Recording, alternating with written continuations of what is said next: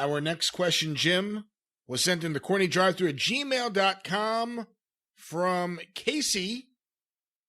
You've said on previous drive-thrus that rich weirdo Vince McMahon never took the time to sit down and enjoy a movie or TV show. So my question is, when you were working closely with Vince McMahon, did the rich weirdo ever listen to any music? And if so, who were his favorite artists? Oh, God. I mean, he would talk about musicians in conversation when it came up or applied or whatever. I mean, there was, I'm sure, some spirited Elvis discussion when we were talking about Honky Tonk Man once or twice. But was he a big Elvis fan? No, I'm not saying he was a big Elvis fan. I'm just, and then he'd start doing the impersonations and everything. Oh, hey, Elvis has left the building and all that stuff. He knew who these people were, the major names. I heard the story before I got there. It was one of the SummerSlams. Did they do a SummerSlam in Toronto? Before you got there? I'm not sure about that. I don't know. Back in the late 80s, 90s, whatever the point is, I don't know, but there was a SummerSlam where Bruce was always telling this story, and he told it in front of Vince, so it was true, in this case, from Bruce, that they could get Joe Walsh to do the national anthem and of the Eagles and fucking Joe Walsh. And Vince had no idea who that was. And he ended up getting somebody else that he knew who the fuck they were, and it was a bomb or some shit like that. But no, he knew who major entertainers were. But here's the thing. I can't imagine when he would have. I don't remember us turn the radio on in the car, because if we were in the car, we were talking about the TV that we were going to, or working in some kind of way. JR, everybody attests to that. Get your books out, guys. The only person who couldn't get his book out was whoever was driving. If you went to the office, if you got there at 9 o'clock, Vince was already in his office, the big executive office on the corner behind Beth Zaza was his secretary there, and you'd turn right, and he was already there pretty much before everybody else, and he didn't leave until after everybody else. That's how Russo would sit there until 8:30 in the evening to catch Vince coming out of his office to pitch his shit. On a writing day, we'd get there at 9 o'clock in the morning, and we wouldn't leave until fucking 7 o'clock at night, charitably, and there wasn't even a TV in that room. The radio was never on. And I know that he works out in the mornings, but maybe he listens to music when he works out, but he works out either in his home gym, or he'd sometimes come to the office in those days and work out at the gym there, but that would be in the morning before 9 o'clock. So when would he ever watch television? On fucking taping days, he was one of the first ones in the building, and you wouldn't leave until the show was over. It's not like there were phones where you could watch television on your phone in those days. If there was a monitor in his office, so he could monitor the show that they were shooting that night, but not a television.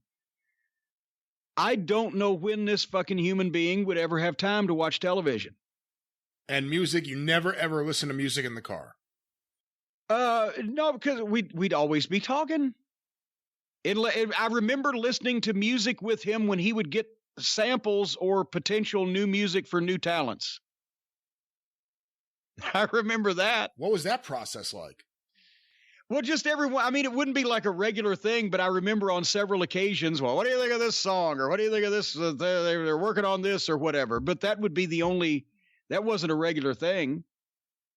And that would be the only time that he didn't watch TV at the studio. He watched the monitor for whatever the fuck we were shooting at the studio or airing at the studio.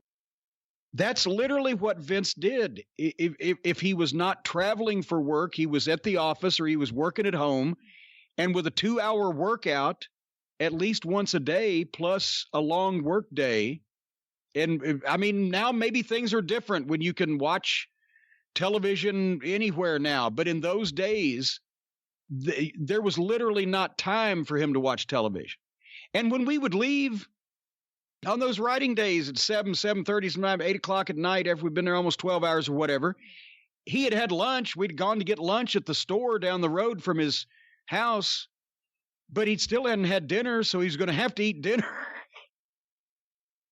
Would he go with you to the store? Yeah, he'd drive.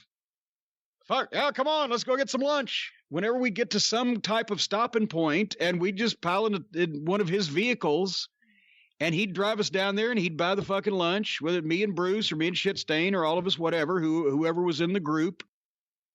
And we'd come back and eat it at the dining room table real quick, clean everything off, and get back to work.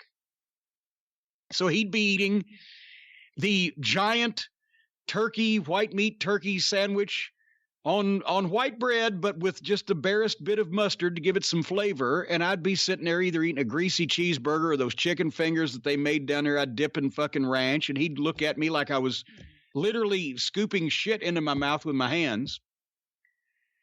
And then we'd go back to work. There was no, if it was good weather, we'd sit out by the pool, and then you'd have to have a paperweight because the wind out there, but since they get so little good weather in Connecticut, he'd want to go out by his poolside. So we'd sit on the table out there, and he'd have something sitting on your book to keep the pages from blowing away, and something sitting on your formats and some pens and things and drinks, sat and talk about the same shit out at the pool, which was 50 feet from the dining room. That was as far as you would go, as far as getting away from work. He wasn't always into steroids and bodybuilding. Did he ever say, like, while you were eating, oh, I used to eat that, or I haven't had a hamburger in years, but I used to love them? Anything? No, he never put over. He would always talk about, food is fuel. He ate because it was necessary fuel, but he never put over that he used to fucking sneak. I mean, he has cheat things and guilty things, and he binges like, what the fuck was it? There's some things was it Oreos that he binges on? I think something like that. But but it's very rare because that shows a lack of discipline. And then he treats himself by having whatever the fuck he might want and stuffing his face with it. But he doesn't ever admit that he used to just sit around and eat French fries and have acne. When it comes to the music, there have been some stories that at times when he tries to sell talent on a new gimmick and potentially new music, he'll do so by standing up and dancing and acting out how they could dance to their song. Did you ever see any Vince dancing, not besides the Too Cold Scorpio story, but whenever he was listening to potential new music, did he ever get up and move around? Oh, yeah, because the video of him doing Stand Back from the original Slammies or whatever, he loved doing shit like that. He doesn't think he's Tom Jones, but he's doing the Tom Jones shit because he will make fun of himself that way. He will do that. And oh, look at Vince. He's being cool and making fun of himself. He likes that kind of thing. But yeah, every once in a while, he would just briefly, as he was saying something, break into some demonstrative physical action to illustrate that or whatever. But it wasn't a habit. He wasn't just bopping down the fucking hallways like Lisa Simpson playing her fucking sax.